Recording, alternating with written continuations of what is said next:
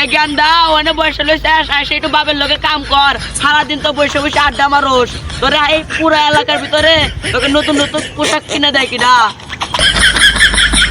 আব্বা এটা তোমার নতুন পোশাক? এই গান্দা আমার হাতে তুই কাম করবি নাকি একবেলা ভাত পাস ওই ভাত তো বন্ধ করে দেবো?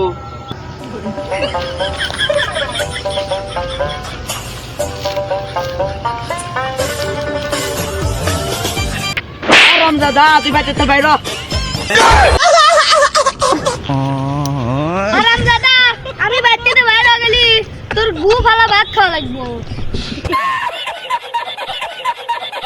বন্ধু এখানে বসে আছিস? খারাপ আসতেছি।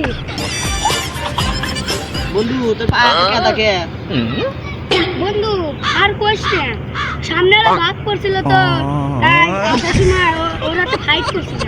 তাই দেখ জামাটা করে হাল সিরিয়াল বন্ধু তোর এত শক্তি? আরে বন্ধু আর শক্তির কথা কোশ না, ওই একটা গরুর রাতে মারামারি করলো যা আমারই এত শক্তি হয়েছে। বন্ধু তোর এত শক্তি? জ্ঞানদারে যাওয়া দিলাম, জ্ঞানদা জানে কোনে গেল, যাই দিয়ে সামনে। আরে বন্ধু তোর এত শক্তি? আরে বন্ধু আর কোশ না, আর একদিন তো ওই বাড়িতে একটা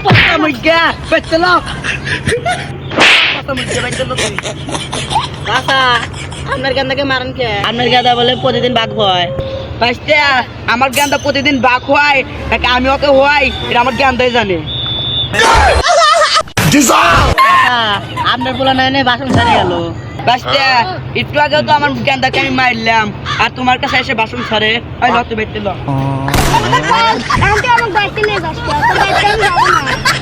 আরাম দাদা বাচ্চাদের কয়টা ভাত পাইতি, ওই ভাত কটা ওখানে পাইবি না। গেন্দা তোর না ইসা ভর্তা করে ভাত নামছি, টাকা দা খাই বেড়ায়।